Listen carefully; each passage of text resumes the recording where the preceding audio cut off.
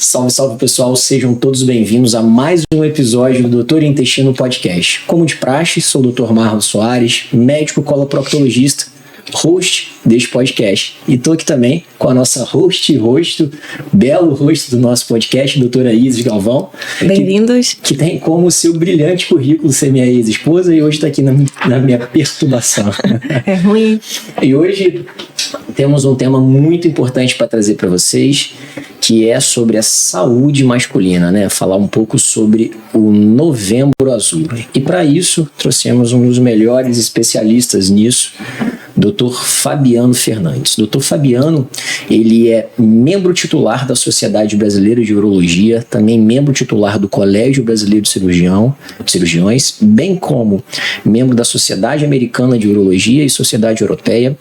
É professor titular e um grande cirurgião laparoscópico e também robótico. Seja bem-vindo, Dr. Fabiano. Boa tarde, Marlos, Isis. Obrigado pelo convite. Estou muito satisfeito por ter aceitado esse convite e participar desse bate-papo de hoje à tarde.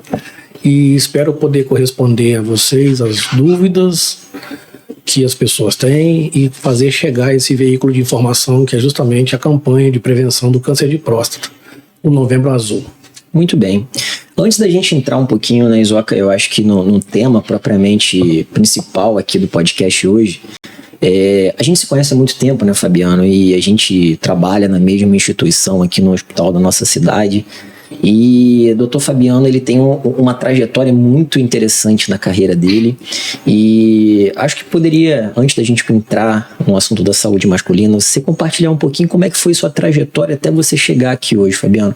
Da onde você veio, como é que foi, como é que você decidiu fazer medicina, depois cirurgia, urologia. Conta um pouquinho pra gente disso daí, por favor. Então, eu sempre tive um apoio primordial dos meus pais para estudar, sabe? Eu tive poucas opções externas ao estudo, de seguir carreira empresarial, de acompanhar alguma coisa que meu pai fizesse ou minha mãe fizesse. E por vontade própria, eu optei por praticar esporte até o final do primeiro grau. E vi que era péssimo. Então, eu estudei numa escola privada durante o meu primeiro grau. No segundo grau, meu pai me deu a opção: se você quiser estudar, eu te ajudo a estudar. Se você quiser praticar esporte, você vai para uma instituição pública e vai seguir da sua forma. Então, nessa ocasião, eu dei conta que eu tinha uma deficiência visual, de miopia. Isso me atrapalhava bastante. E eu defini a começar, propriamente dito, a realizar minha sequência de estudos. E isso eu fui assim me destacando um pouco junto com alguns outros colegas de segundo grau. E na verdade eu fui impulsionado por algumas pessoas, principalmente pessoas da escola, professores, a própria diretora da escola. E isso me ajudou a enxergar o famoso vestibular, o famoso percurso para a faculdade de uma forma mais incisiva, mais abrangente e diferente. Então, assim, depois eu me toquei que eu poderia seguir numa carreira biomédica, então eu optei inicialmente a fazer farmácia, prestei vestibulares de farmácia. A minha ideia era para a UFRJ, porque eu tinha uma pessoa que me daria suporte numa farmácia de manipulação e homeopatia, em Governador. E em algumas instituições privadas eu prestei o vestibular para medicina, que não era a minha realidade. Mas, por forças do destino, eu consegui me admitir na universidade na minha própria cidade. Os gastos que meu pai teria e minha mãe teriam numa universidade federal fora da cidade seriam os mesmos, porque outras pessoas me ajudaram e chegaram junto e falaram: você não vai precisar deixar de fazer uma faculdade de medicina comparado com a faculdade de farmácia, não desmerecendo nenhuma da outra, porque você tem em casa um curso que tantas pessoas almejam. Uhum. E aí eu parti para fazer minha formação. E isso a gente está falando de quantos anos atrás? De 1998. Eu comecei a fazer vestibular em 97, no segundo ano, para ciências biológicas. E 98 é que eu distribuí, final de 97 que eu distribuí as... 25 anos. 25. Né? 25 anos. Também estava aqui contando o dedinho. Por aí. Então, fui fazer a minha formação acadêmica na Universidade de Iguaçu, Quinta Peruna. Tive assim, uma oportunidade enorme de conhecer professores de ponta, professores que vieram de fora. A faculdade era uma faculdade inicial, A né? primeira turma aqui foi em 97, A né? primeira turma foi no segundo semestre de 97, com algumas pessoas importantes da cidade aqui que estão hoje trabalhando aqui como médicos. E a gente teve a oportunidade de receber professores da Universidade Federal do Rio de Janeiro, da UERJ, da Unigran Rio, professores da UF principalmente, porque era um chamariz para a cidade ter uma universidade com uma formação adequada, de ponta, e a faculdade não media esforço para poder trazer esses professores do Rio para cá, seja de ônibus, de avião, enfim.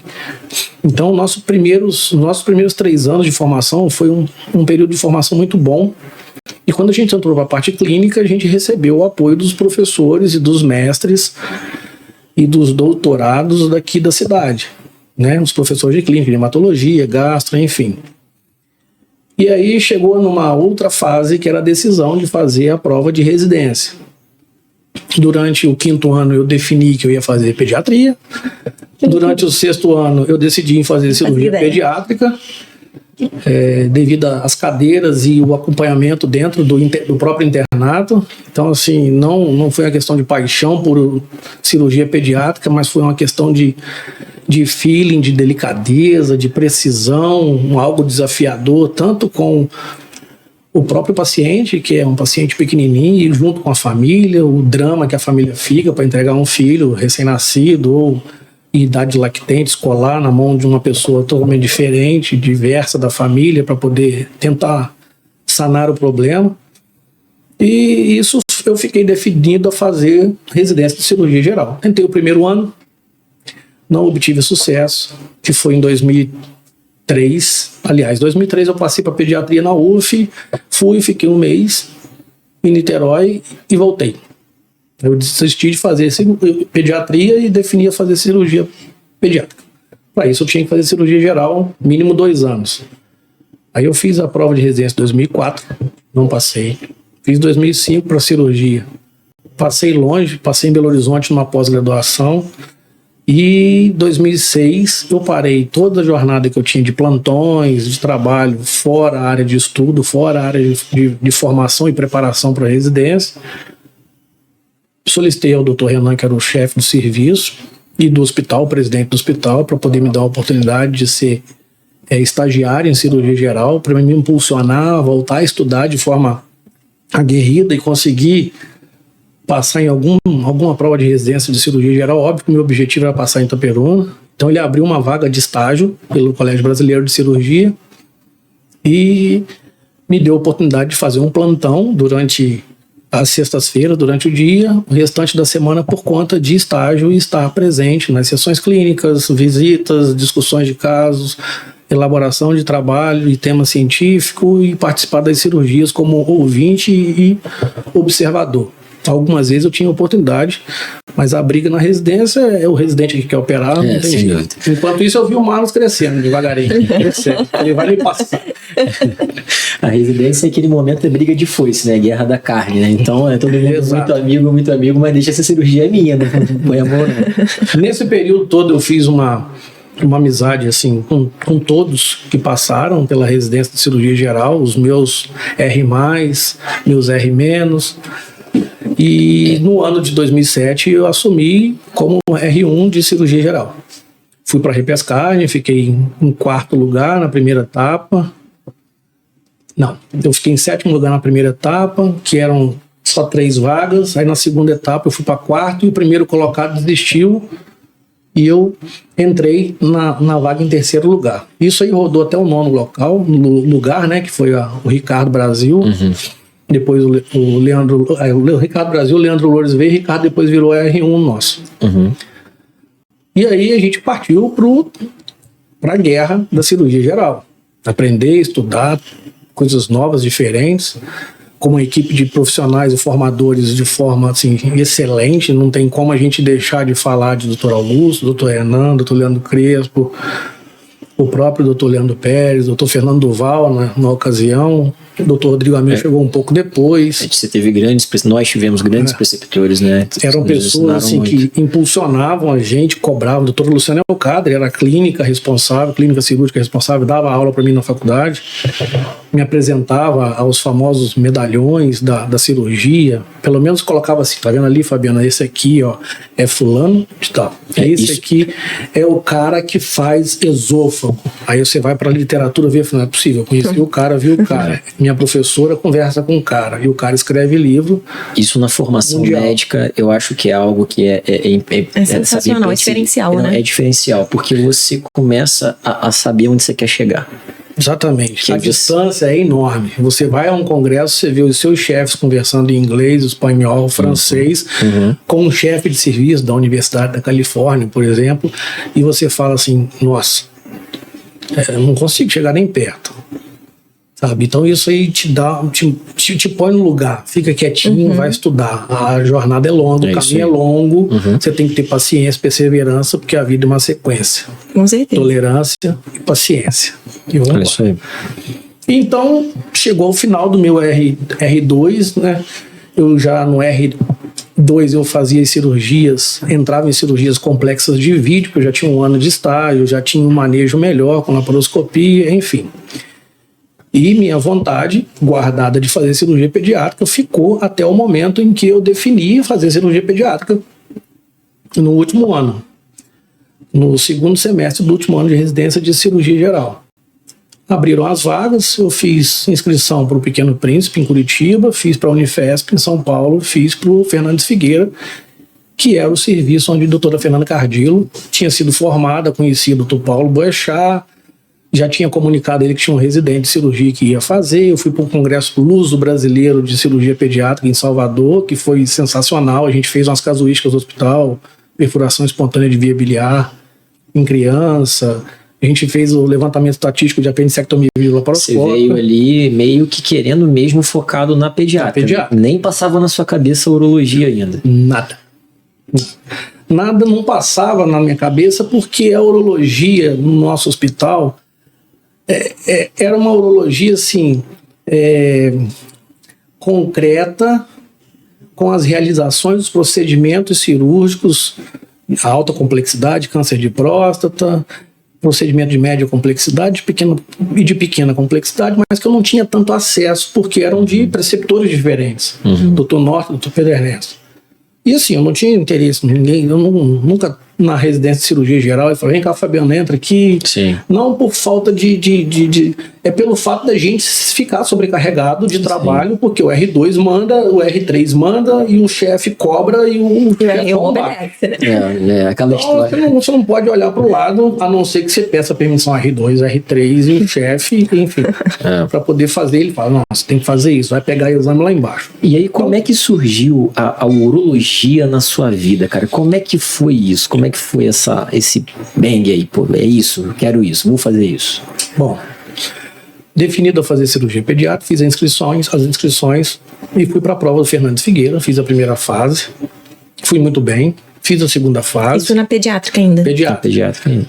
Eu fui bem, não fui tão bem quanto na primeira, mas fui bem, tinham alguns candidatos para uma vaga só, então eu fiquei em segundo lugar e fui para uma prova oral com o chefe.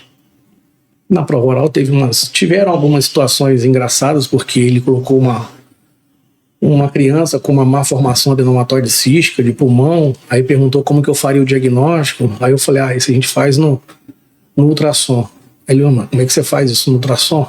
Não, o doutor Pedro Anderson faz. Não, o doutor Pedro Anderson é diferente, meu filho, ele faz qualquer diagnóstico no ultrassom.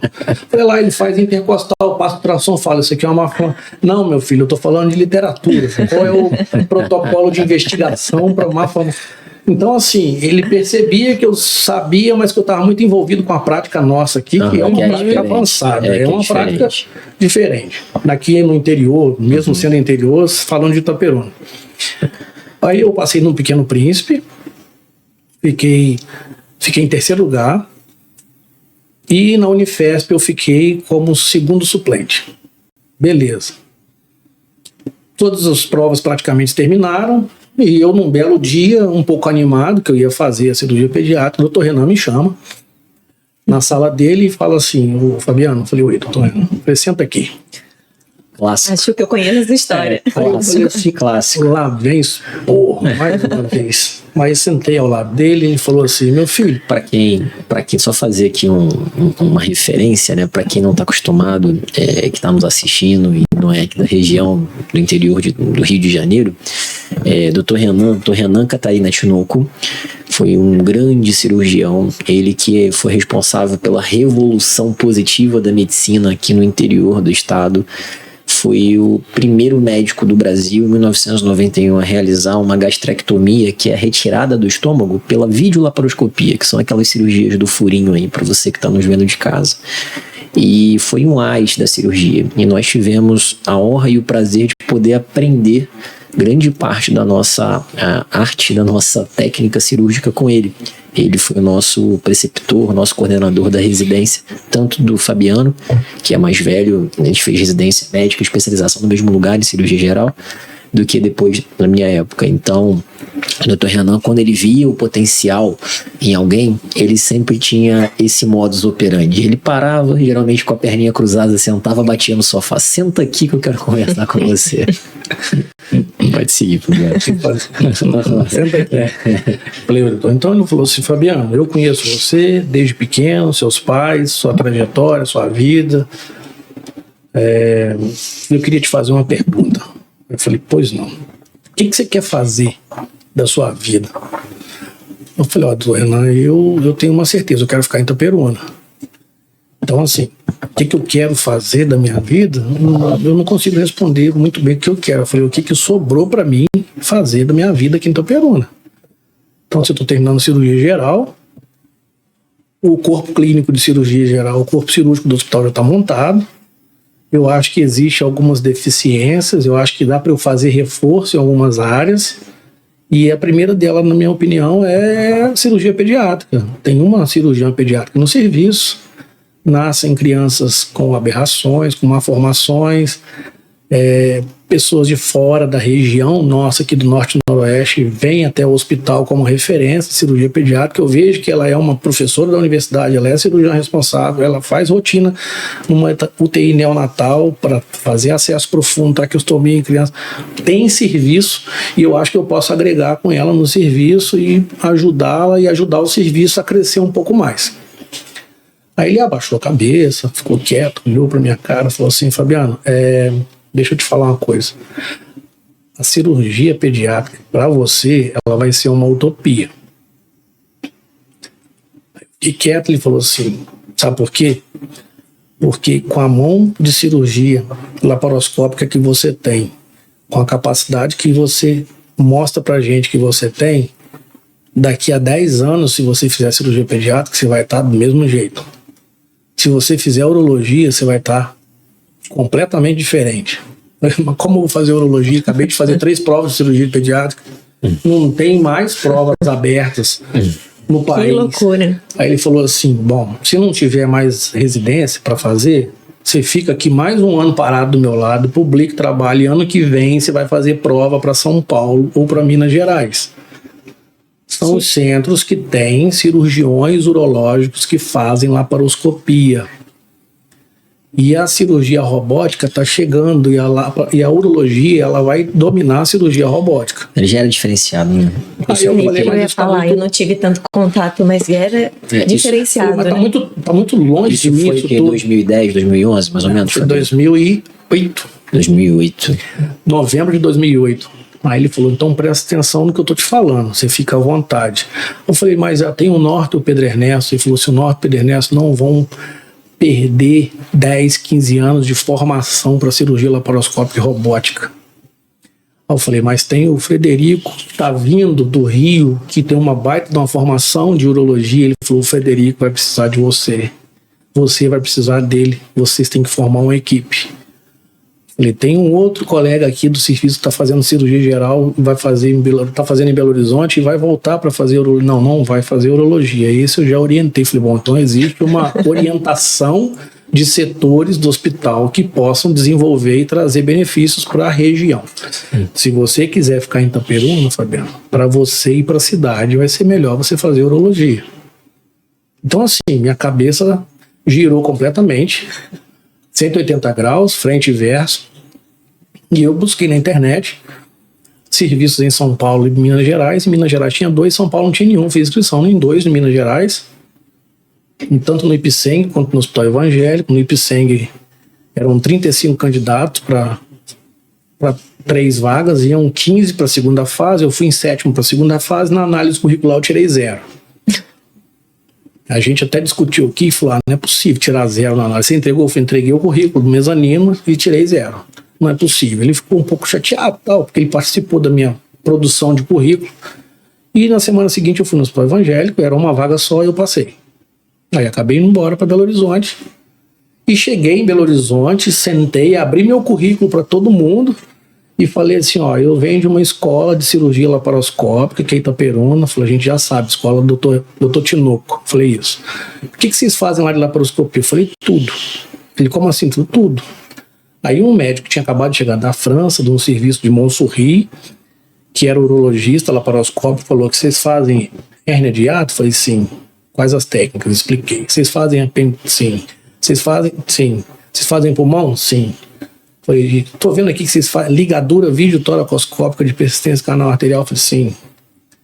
Enfim, perguntou os trabalhos que eu tinha publicado e falou, você está admitido, você vai começar. Então, a partir daquele momento, eu fui conhecendo os meus 9 preceptores de Belo Horizonte, cada um mais acolhedor que o outro, com formações diferentes, com currículos diferentes, todos em alto nível, e eu passei a me portar como, durante meus próximos 3 anos, eu farei urologia em Belo Horizonte, como se eu fosse morar em Belo Horizonte, como se eu fosse ser um urologista reconhecido em Belo Horizonte.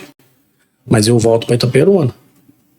Então, assim, o entendimento que eles tinham de mim em Belo Horizonte, durante todo esse período dos 3 anos de residência, era assim, o Fabiano vai ficar com a gente. O Fabiano é um cara bom. O Fabiano, no final de semana, tá disposto. O Fabiano entra no transplante de madrugada. O Fabiano cansou, dormiu. O Fabiano chegou um pouco atrasado. Não briga porque o cara dá cobertura. Então, assim, eu fui tentando buscar a parte teórica, que foi muito bem apresentada pra gente. A gente tava em período de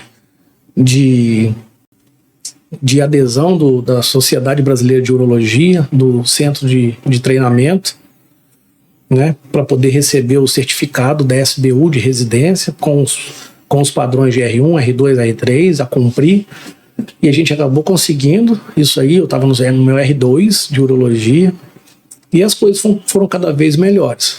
Participei dos congressos americanos de cirurgia em 2008, em Itaperuna. Aí você fez urologia, então, em Belo Horizonte, foram mais 3 anos? Foram mais 3 anos. E aí você voltou para Itaperuna, foi em qual ano? 2012. Mas 2012. Antes de voltar em Itaperuna, em 2010, eu fui para um congresso em São Francisco, na Califórnia. Eu tava. 2010. Que loucura, como as histórias se cruzam, né? São Francisco, na Califórnia. E foi o primeiro congresso urológico pediátrico. Então, peraí, eu tô confundindo. Eu fui para o American College em 2011, desculpa. 2011 foi Chicago. Não, eu confundi. Naquele Moscone Center. O Moscone Center foi o American College de 2011. São Francisco. São Francisco, eu tô confundindo. Na verdade, você foi no de urologia em 2010, desculpa. Eu fui no de urologia. Isso aí, 2010. Aí, durante o período do congresso, o meu preceptor de urologia, que tinha uma formação americana, o pai dele foi o primeiro, o Dr. Eduardo Tavra, o saudoso Dr. Eduardo Tavra, uma pessoa renomadíssima na cadeira de nefrologia da UFMG, foi o médico responsável pelo primeiro transplante no estado de Minas Gerais, um cientista em nefrologia, um cara que fazia as soluções salinas, procurava reproduzir dentro de casa, fazer experimento, sabe? Então, e o filho dele é urologista, Dr. José Eduardo Tavra, ex-presidente da Sociedade de Urologia Mineira, meu preceptor. Ele me apresentou um chefe de serviço que tinha ido para a universidade da Universidade de Miami e do Jackson Memorial, que era o Dr. Mark Soley, um nome assim ímpar na urologia, na uro-onco, principalmente em câncer de bexiga. E aí, durante umas conversas em congresso, ele falou: vou te apresentar o Soley e eu vou pedir ele para você poder fazer um estágio com ele. Você quer? Eu falei: eu quero. Você se vira para você arcar com uns gastos nos Estados Unidos e ele vai te oferecer. Ele já pediu para poder te levar para a Universidade de Miami, para você conhecer a universidade, você conversar com ele e saber quanto tempo você vai ficar. Acabou o Congresso de São Francisco, pegamos um voo, fomos para Miami, ficamos lá 2 dias. No último dia a gente fez uma reunião dentro do office lá na universidade e o cara abriu as portas para mim e falou: um pedido do Dr. Távora não é pedido, isso é uma ordem. Quanto tempo você quer ficar aqui? Você tem um limite de ficar de 5 meses, um programa observacional. Falei: beleza, vou ficar os 5 meses. Falei: então tá bom, termina a sua residência, prepare-se e venha. E assim foi, terminei o 2º ano em 2010, o 3º ano em 2011. A partir daí fiz um intensivo em inglês com um professor americano, que a gente fazia aulas práticas, assim, ia para shopping, para loja, para biblioteca, comprei um livro intermediário, fiz um intensivão, fazia 3, 4 vezes por semana, 1 hora, 50 minutos, meia hora, dava um intervalo, eu encontrava e fazia aula. E aí acabei me desenrolando, terminou a residência em janeiro, fevereiro eu fui para os Estados Unidos e voltei em julho. Que legal. Aí eu fiquei março, abril, maio, junho, julho eu voltei. Julho eu voltei com uma nova proposta: fazer uma subespecialização em transplante de rim no Hospital do Rim e Hipertensão, onde o Dr. Medina estava recebendo um prêmio de Harvard como o melhor serviço e o maior serviço de terapia renal e transplante renal da América Latina. Isso lá em Belo Horizonte. Em São Paulo, na Unifesp, na Borda de Lagoa, Hospital do Rim e Hipertensão. E o pai do Dr. José Eduardo falou: você quer ficar lá 1 mês? São 8, 10, 12 transplantes por dia. Você quer? Eu falei: quero. Então isso interrompeu um pouco a minha chegada em Itaperuna em 2012. Mas isso me alavancou muito em relação ao relacionamento que eu criei com chefes de serviços diferentes. Não, com certeza. E lá nos Estados Unidos você viu robótica também, você viu muita robótica. Desde 2012, direto. Então, sentava ao lado, o cara saía do console, senta aqui, peguei o SI, o S quando chegou, porque daí pra frente também, depois de formado, eu voltei aos Estados Unidos por 1 mês a cada ano. Então eu fiquei 2013, 14, 15, 17, 18, foram 5 idas durante 1 mês. Que assim, o serviço ficou aberto, Fabiano, você pode voltar a hora que você quiser. Então, aí também ganhou uma experiência diferencial, né? Não tinha nem o que preocupar para voltar. Talvez. Foi uma porta enorme, que está aberta até hoje. O chefe da universidade hoje mudou totalmente. Em 2013, o Dr. Soley foi substituído por um indiano que era um preceptor adjunto do Memorial Sloan Kettering Cancer Center. E ele foi convidado a ser o chefe da cadeira de urologia da Universidade de Miami, mas o cara é tão bom de business. O cara é um CEO, não da urologia, da Universidade de Miami inteira hoje. Ele já conseguiu arrecadar mais de 200 milhões de dólares para a universidade. Lá tem muito isso, doação, né? Durante 10 anos, o cara montou um serviço que hoje é chamado The SAI-7, de uro-oncologia. Ele montou departamentos, colocou cada um num setor, fez um negócio na Universidade de Miami. E assim, e puxa a maior tecnologia para dentro do serviço, inclusive de laboratório para detecção precoce de câncer de próstata. Ele consegue um link direto com a Opco, que faz o 4Key Score, que é umas moléculas, umas calicreínas que são dosadas no PSA, no próprio exame de sangue, para poder estratificar melhor, impulsionar a investigação e o rastreio precoce da doença de próstata, que a gente vai falar daqui a pouco. Pois é, e aí aproveitando já que a gente introduziu o assunto, eu acho que a gente podia trazer para os nossos espectadores o seguinte: afinal, o que é a próstata, Fabiano? Qual que é a importância disso e o que os nossos espectadores que não são da área da saúde precisam saber sobre a campanha Novembro Azul? Então vamos lá. A próstata, ela é uma glândula que existe no homem, localizada anteriormente ao reto, inferiormente à bexiga, e que tem duas funções, basicamente. A primeira é produzir um líquido, chamado de líquido seminal, é o líquido prostático, que faz com que a vitalidade e a viabilidade do espermatozoide se perdure por alguns dias com esse líquido dentro da vesícula seminal, que é uma porção conectada à próstata de armazenamento do espermatozoide. E a outra é fazer o controle miccional masculino, ajudando também esse controle de drenagem de urina da bexiga para a uretra peniana. Ela é uma glândulazinha pequena, que ela tem em torno de 20 centímetros cúbicos, é do tamanho de uma noz moscada, fechadinha, sabe? E ela tem uma característica muito assim, primordial, porque ela é hormônio sensível e ela é alimentada pelo hormônio masculino, que é a testosterona. Então, isso aí dá a ideia de que todo homem com uma determinada idade, a tendência dessa glândula crescer um pouco mais ou um pouco menos, de acordo com a característica de cada pessoa. Isso é muito individual. O tratamento é individual, o rastreio é individual. Então, como existe essa diversidade, a gente tem que tentar montar, é o que todas as sociedades procuram, tanto a americana, a europeia, a brasileira, não copia, mas adapta o que tem de melhor de protocolo para investigação de doenças prostáticas, tanto doenças inflamatórias, doenças infecciosas e doenças oncológicas, adaptar dentro do nosso parâmetro aqui, dentro do nosso país.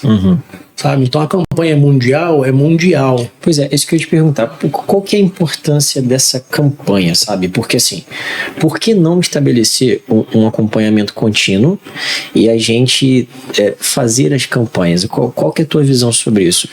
Por que da campanha? E se temos uma resposta individual, como montar um protocolo tão universal para rastreio? Porque como eu posso dizer, o preconceito do homem em relação à próstata propriamente dita, ele era enorme. Hoje, ele deixou de ser grande, justamente pelo fato da gente falar, orientar e a gente solicitar esse rastreio e essa investigação de doença. A próstata ela produz determinadas doenças, principalmente o câncer, como uma doença silenciosa.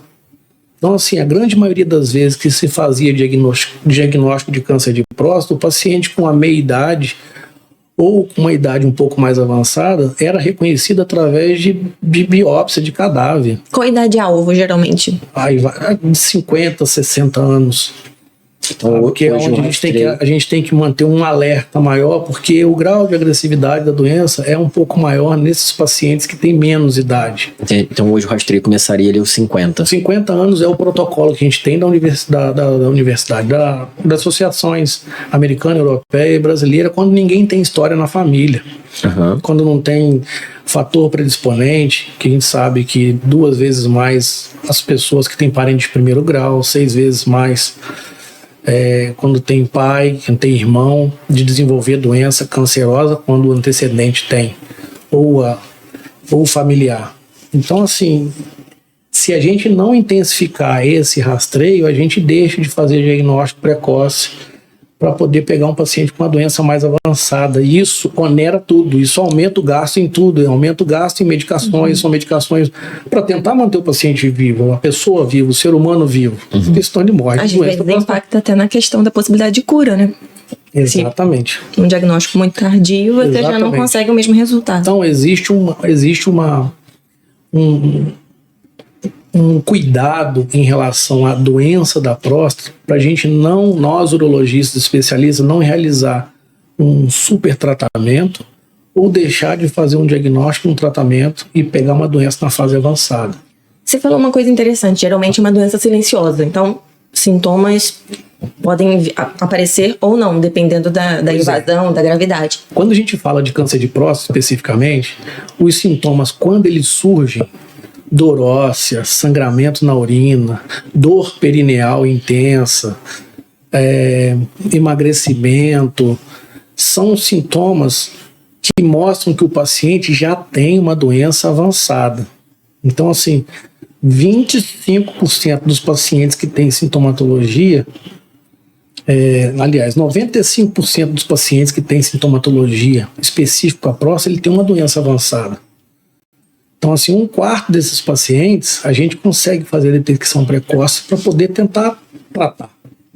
Não, eu te fiz até essa pergunta porque é muito mais frequente a HPB, né? A hiperplasia prostática benigna, que é sintomática. Então, às vezes, pelo próprio preconceito de ir ao urologista, do exame de rastreio, que o homem geralmente tem, ele opta assim, meu pai teve sintomas, eu não tenho nada, então eu não preciso investigar porque eu não tenho nada. E são coisas completamente diferentes. A gente tem que pensar o seguinte, a gente começa com uma idade, na grande maioria, falando sexualmente ativa, jovem.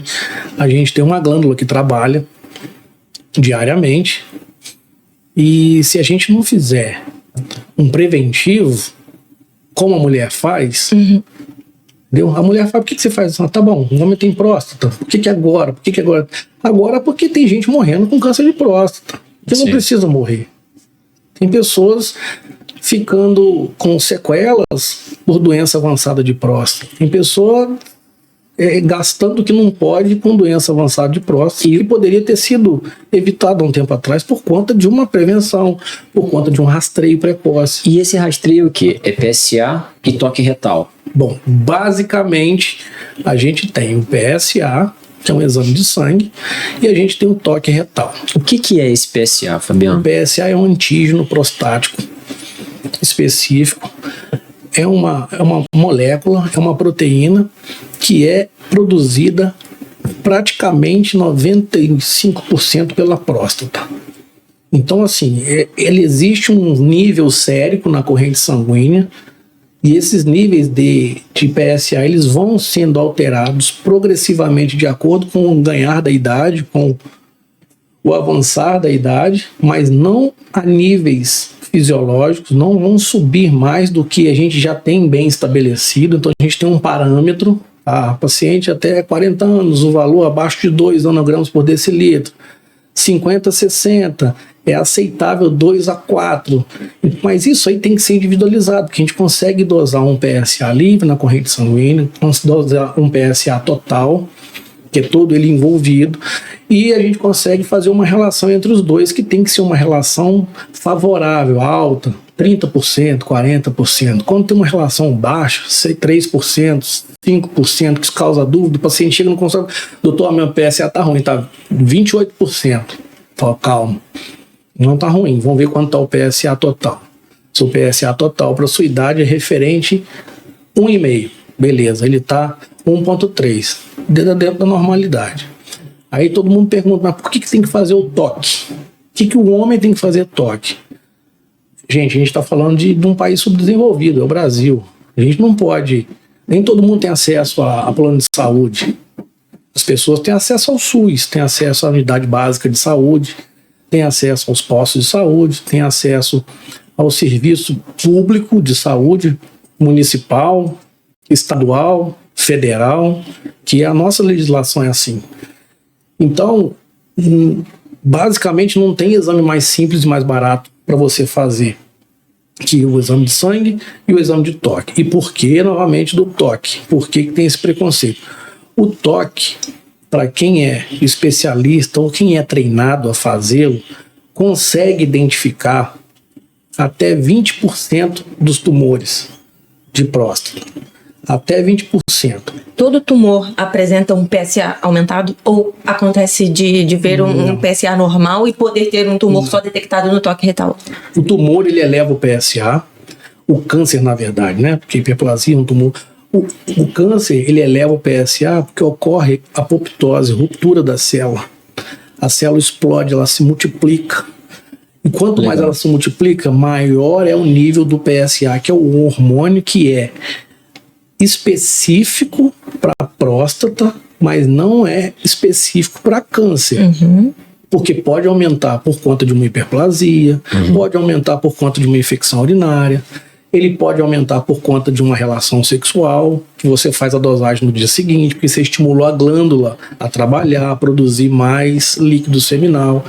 Pode por conta de um próprio toque. Por isso que você tem que botar na balança. O paciente chega, vou fazer um toque, vou pedir o PSA. Ou o paciente teve uma relação ontem, anteontem, você vai pedir o PSA para depois fazer o toque, ou preparar o paciente da importância do toque. Então isso depende muito de onde você está, atendendo.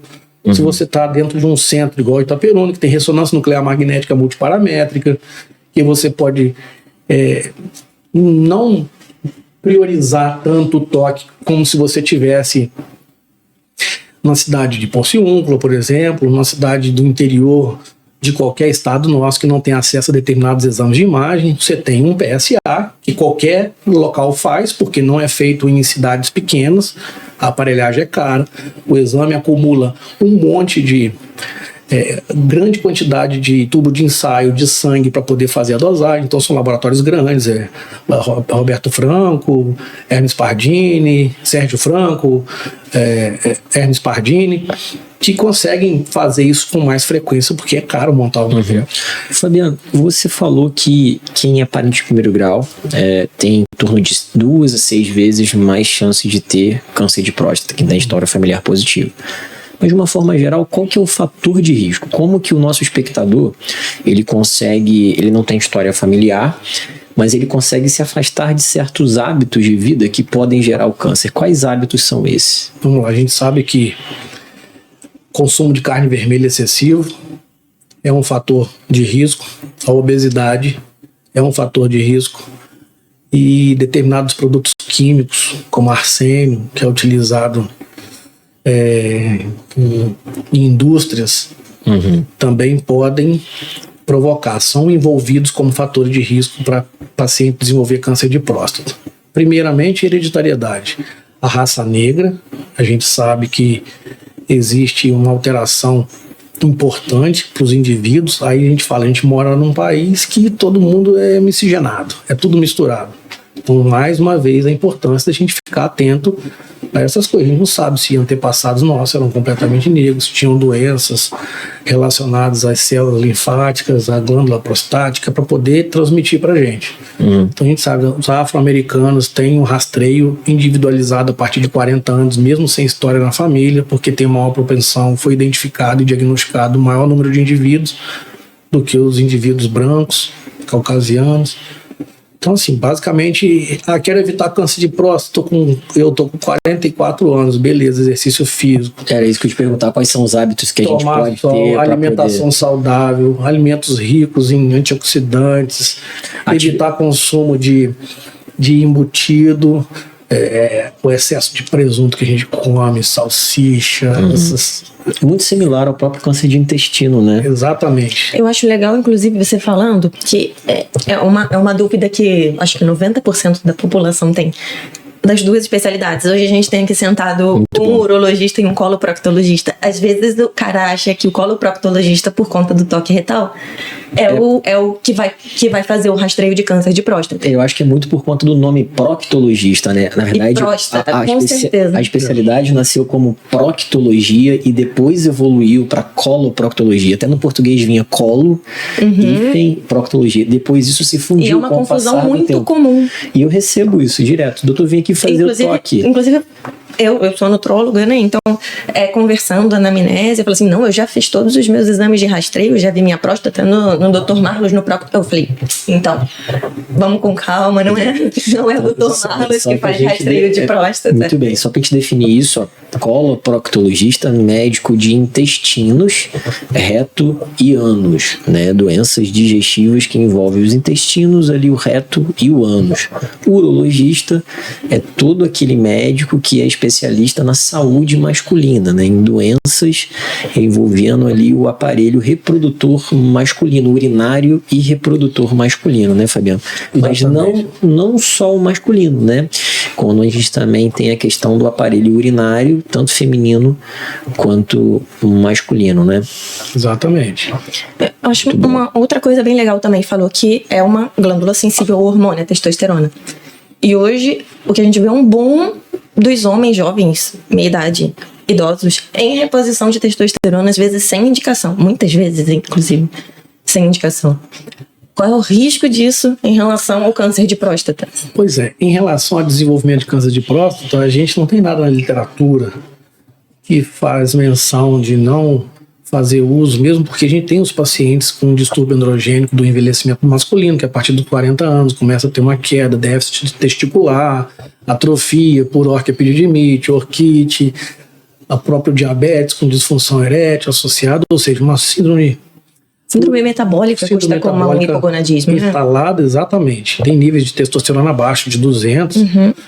E a gente consegue fazer as reposições e ajudar esse paciente, fazer estímulo testicular, enfim. O que existe de definido na nossa sociedade é que pacientes que já têm um diagnóstico de câncer de próstata, que vai receber tratamento, primeiramente a gente tem que ter um anátomo patológico, que é o exame definitivo para detecção, para poder a gente definir como doença cancerígena. A partir desse momento, a gente tem que estratificar a modalidade terapêutica, né? Se ele for uma doença de baixo risco, ou no sistema da Amico, muito baixo risco, risco intermediário, alto risco, muito alto risco. Então essas estratificações, elas vão definir e vão colocar para a gente qual estratégia terapêutica que a gente vai adotar, e já está bem estabelecido que os pacientes com doença de alto risco, eles não deverão receber, ou é contraindicado, o uso de testosterona no pós-tratamento, porque a gente sabe que o tratamento faz com que o nível de testosterona baixe. O paciente que tem, por exemplo, um familiar, um pai que tenha câncer de próstata, ele pode usar testosterona? Depende da idade. Se tiver indicação, tá? Com o paciente com indicação. Ele tem sem problema algum. Não aumenta o risco? Não é a testosterona que vai desenvolver o tumor. A testosterona é o alimento do tumor. A partir do momento que ele se desenvolve por hereditariedade ou por algum outro fator, dos que eu já citei, a testosterona se transforma no alimento e faz com que a célula cresça de forma inadequada cada vez mais rápido. Então o nível de agressividade muda pela oferta do alimento, que é a testosterona. E aproveitando já que você falou em tratamento, hoje o que a gente tem de modalidade de tratamento? Existe algum tratamento químico? O tratamento depois do diagnóstico do câncer de próstata, ele é eminentemente cirúrgico? Como é que funciona isso hoje em dia, Fabiano? Bom, a partir do momento que você tem uma suspeição de câncer de próstata, você faz o rastreio, você faz a propedêutica, você colhe material, envia para a patologia durante a realização da biópsia, e o resultado vem positivo, existe uma classificação que é a classificação de Gleason, que é uma classificação de agressividade tumoral. É avaliado a qualidade da célula na lâmina.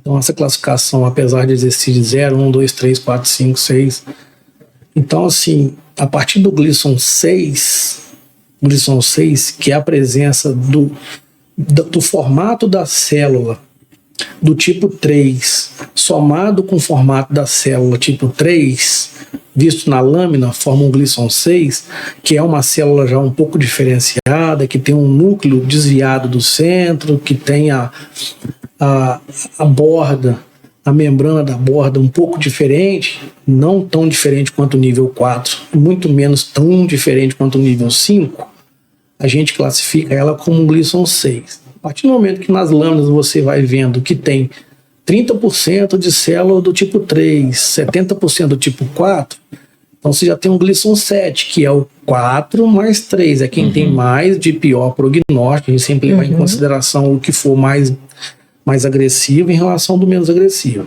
Você tem 70% do tipo 3, 30% do tipo 4, então você tem um 3 mais 4. Então a partir daí foi feito uma estratificação de características celulares que variam de Gleason 6 para frente, Gleason 6, Gleason 7, Gleason 8, Gleason 9, Gleason 10. De células do subtipo 3 até os 5. 3, 3, 3, 4, 4, 3, 4, 4, 4, 5, 5, 4, 5, 5. Chegou no Gleason 10. 8, 9 e 10 são de alto risco.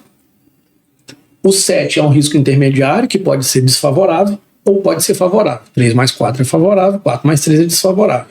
E o baixo risco, que é o Gleason 6. 3 mais 3. A partir daí é que a gente vai traçar a conduta. Que vai tratar a conduta. Rapaz, tem uma situação, não vou dizer que é engraçada, porque foi muito difícil no meu seio familiar. O meu pai teve câncer de próstata.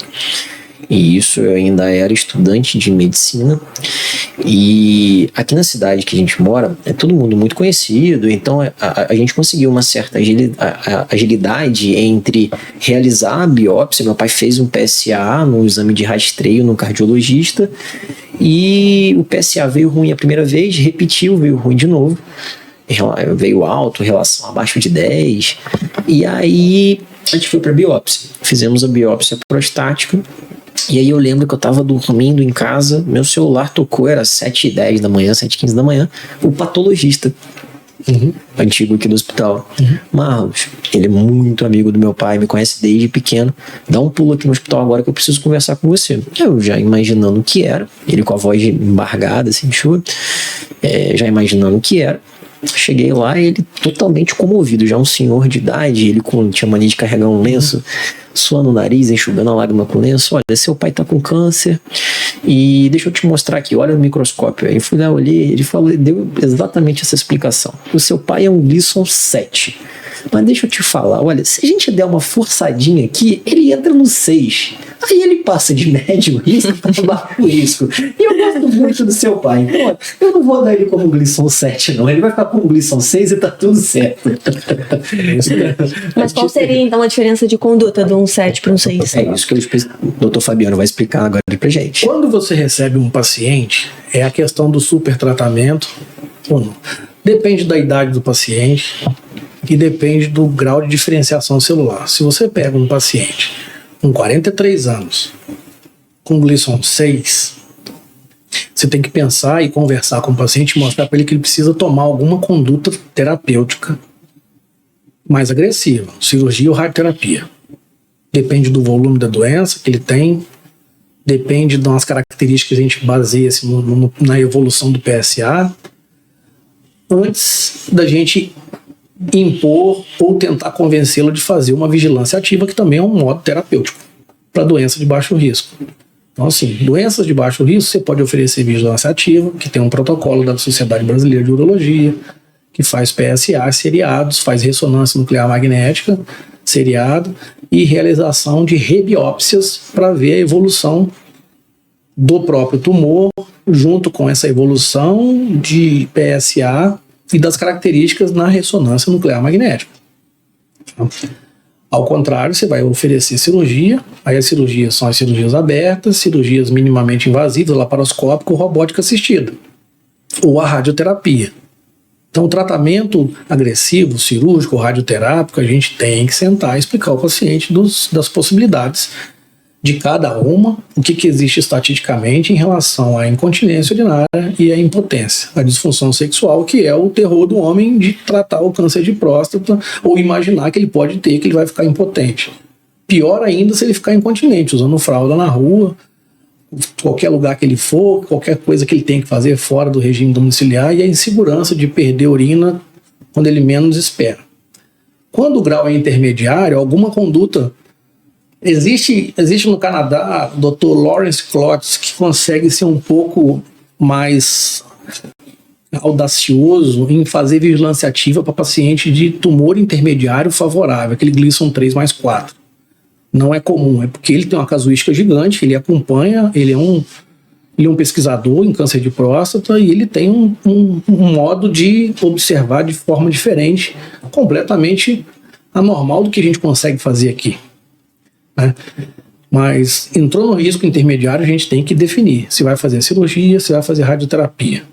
Quando o paciente tem um alto risco, a gente tem que envolver algumas outras coisas, algumas investigações a nível de linfonodo, ver se o PSA desse paciente é próximo a 100, acima de 100, ou se ele é 20, 21, se ele é de um alto risco ainda inicial para alto risco, se dá para a gente fazer um resgate, se dá para a gente fazer uma cintilografia, um PET de PSMA, que são exames novos que a gente lança a mão hoje no mercado para poder investigar a doença fora da próstata. Então, os pacientes de alto risco, ou de doença mais agressiva, são grandes chances de ter invasão extraprostática, inicialmente na vesícula seminal, nos ductos deferentes que estão conectados ali na próstata, em seguida os linfonodos loco-regionais, são os linfonodos pélvicos, cadeia ilíaca interna, externa e daí por diante.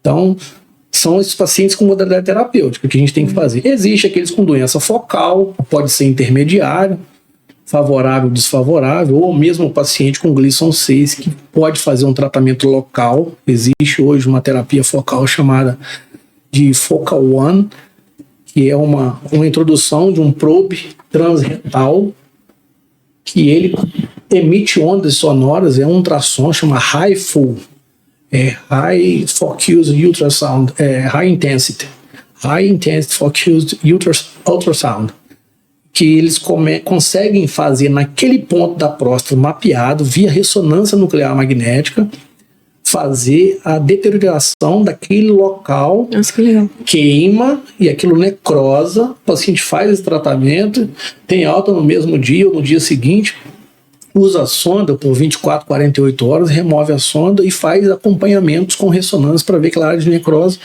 Só que isso tem que ser muito bem desenvolvido pelo cirurgião, pelo médico responsável, porque a gente sabe que a característica do tumor de próstata, ele é multifocal, por isso da gente fazer aqueles esquemas de fragmento 2 da base direita, 2 da base esquerda, terço médio, direito, esquerdo, ápice, direito, esquerdo, a gente fala de sextantes, porque pode ter um tumor do lado esquerdo no ápice, pode ter um na base da direita, ou seja, ele é multifocal, não é porque tem um aqui no terço médio que não vai ter no resto da glândula.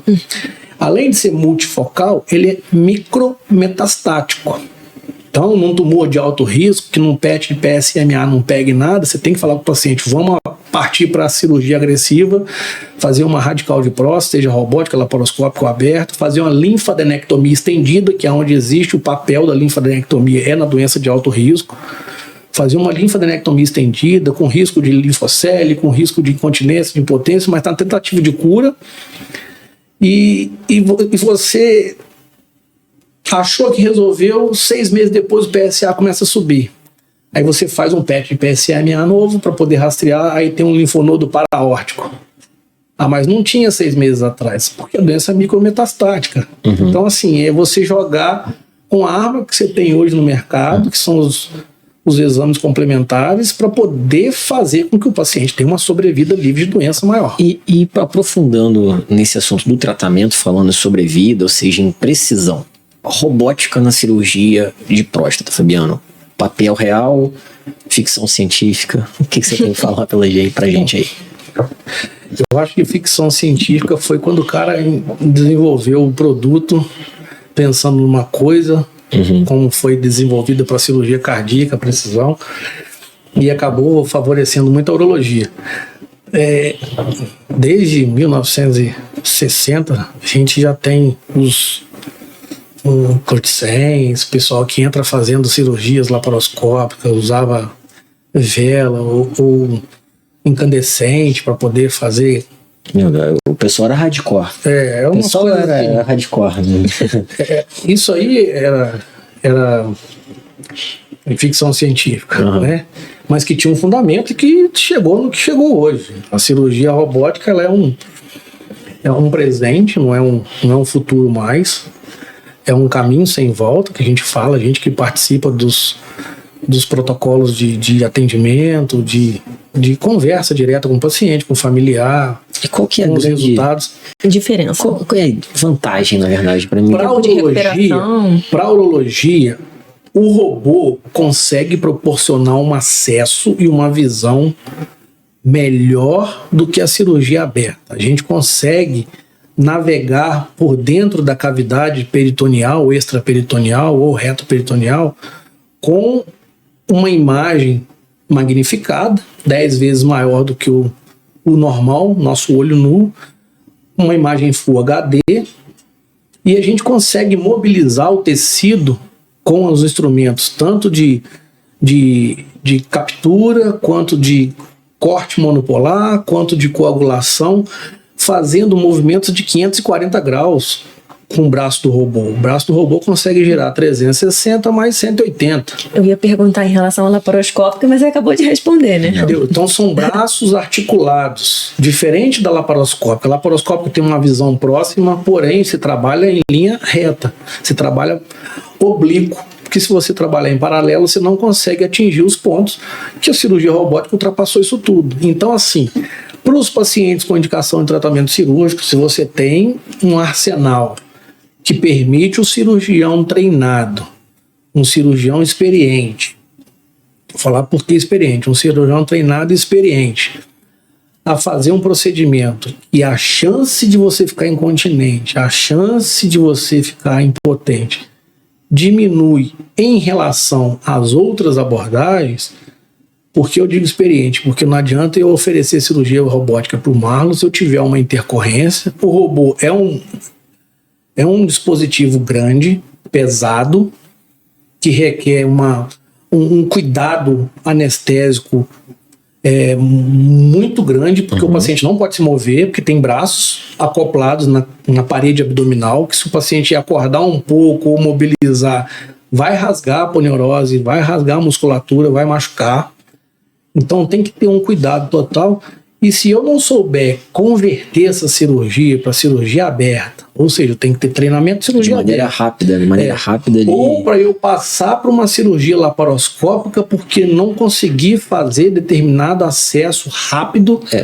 E lembrando que você não está no campo, né? Esse que é o grande diferencial Exatamente. da cirurgia robótica. O cirurgião principal, ele está no console, que nem escovado ele trabalha distante do paciente. Inclusive teve uma cirurgia já transatlântica, né? Tem.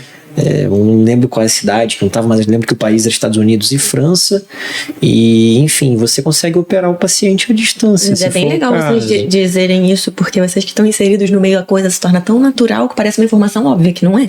Que na verdade. Eu, por exemplo, não sabia que nem o robô não era estéreo. O robô é estéreo. O robô Os braços são encapados com estruturas estéreis, com látex, com plástico, com Mas do silicone. controle, não. Mas o console Eu não sabia. O console fica um pouco distante, porque o robô, na verdade, é um sistema complexo composto de 3 estruturas. O carrinho, que é o carrinho de robô, que é a fonte de captura de imagem, de informações, que é o HD, é a parte inteligente. Tem o robô por si só, que tem os braços articulares, que vai produzir os movimentos que o console informa. Então o console informa diretamente para todo esse sistema. Então o cirurgião ele fica no console, tendo uma visão tridimensional, 3D, magnificada, porque lá na barriga do paciente existem 4 braços, sendo que um deles é uma ótica que vai capturar essa imagem e formatar todas as informações no sistema digital da sala. Então é uma cirurgia que está sendo gravada, a gente tem recursos. Aí começa as coisas que as empresas vão desenvolvendo a cada ano, que são os recursos tecnológicos para promover uma melhor cirurgia, menos sangramento, menos invasivo, menos dor, melhor recuperação no pós-operatório. Tem a questão dele neutralizar também movimento rápido e brusco, não tem? Exatamente. E ele anula os tremores que o cirurgião possa fazer. No caso do Da Vinci, que é o robô assim, que disparou no mercado, ele é um robô com um sistema de segurança fora do normal. Esse robô ele é conectado numa central, que é na Califórnia. São 2 Wi-Fis. Eles têm conexão total. Tudo que é produzido, representado dentro de um centro cirúrgico. Se o robô tem um código, esse código é controlado lá. Se o robô der uma pausa ou der uma falha, essa falha pode ser recuperável ou não. Por exemplo, a gente está no interior. Interior aqui falta luz. Dá uma chuva, dá um relâmpago, cai energia. Tá? O robô ele tem um no-break, ele tem um estabilizador, tem isso, tem aquilo. Mas e aí? Faltou energia? Parou o robô. O paciente tem que ficar imóvel. Se o paciente mexe com um robô com os braços acoplados na cidade. Então, isso tudo é uma estrutura montada, muito bem preparada, para você proporcionar o melhor para o paciente. Sem dúvida. E a robótica veio para ficar, né? É óbvio que a pergunta da ficção científica foi apenas para te instigar, mas a cirurgia robótica ela não é mais futuro, né? Ela é presente. E a instituição, aproveitar fazendo aqui um merchan da nossa instituição, do Hospital Sagrado Havaí, mais uma vez sai à frente, né, na vanguarda da inovação tecnológica e trouxe um dos mais avançados robôs dessa linha do Da Vinci aqui para o interior do estado e para que os pacientes eles possam ser tratados da maneira mais adequada possível, né? Indo ao encontro do sangue do Hospital São José do Havaí, né? Que é esse tratamento assistencial amplo e com qualidade e tecnologia, mesmo estando, como o Fabiano falou, no interior do estado do Rio, E assim, faltando luz. vou interromper e falar, o robô, que o primeiro no Brasil, acho que foi 2008, o robô, ele ensinou muito a nós que fazemos a cirurgia aberta a melhorar a nossa técnica de cirurgia aberta. Então, assim, a gente está num local onde a gente atende paciente do SUS, existe um insumo representado pelo robô, uma coisa mais financeiramente dizendo mais alta, que possa incomodar um pouco ou alterar o sistema financeiro do paciente ou de instituições ou do município ou do estado. Mas a cirurgia aberta nossa, eu vi que ela melhorou muito com a robótica. A nossa precisão na cirurgia aberta, o nosso cuidado de saber que em determinado lugar tem uma estrutura que a gente antes passava e cortava, e a gente sabe, não, aqui existe um vaso anômalo guardadinho. Não é. Então, assim. E trazendo aqui, Fabiano, para o nosso público, né? Uma mensagem final, né? Para os homens ali específico agora, que pedir licença para as mulheres, mas que estão nos ouvindo. A importância do autocuidado, para a gente finalizar de uma maneira objetiva. Por que é tão importante se cuidar quando você chega ali no momento certo? A todo momento, eu diria. Sim, mas falando especificamente da campanha do Novembro Azul, sabe, da próstata. Da próstata. Do rastreio, né? Do câncer de próstata. Sim. Se você parar o que a Isis falou a todo momento, porque senão depois você corre atrás do prejuízo, né? Você não se cuida agora, não pratica esporte, não se alimenta bem, passou de 40 anos, começa a degringolar. E isso é mais acentuado a partir do momento que você tem menos cuidado. Mas em relação ao câncer de próstata, homens com história familiar, homens de raça negra, a partir de 40 anos, começar a investigação e rastreio. 45 anos.